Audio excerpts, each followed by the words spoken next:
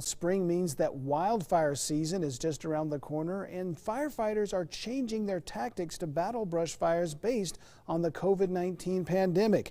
ABC4 News investigative reporter Jason Wynn shows us some of the things that they're doing. Wildland firefighters are going to see smaller teams in 2020. Yeah, well, it's going to be a lot different.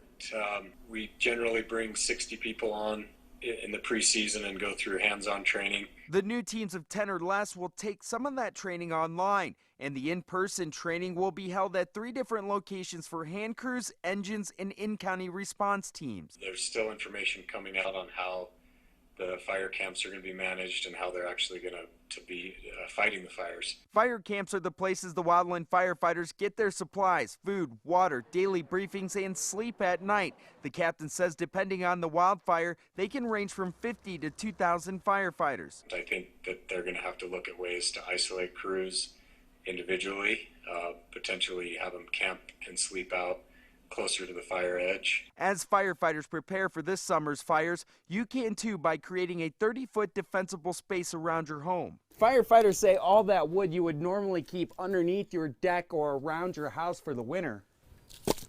Say it's a good time to move it as far away from your house as you can.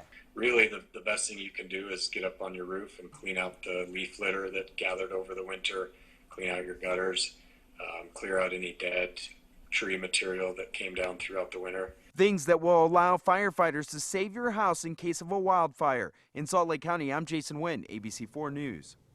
To learn more about creating defensible space around your home, just head to our website, abc4.com.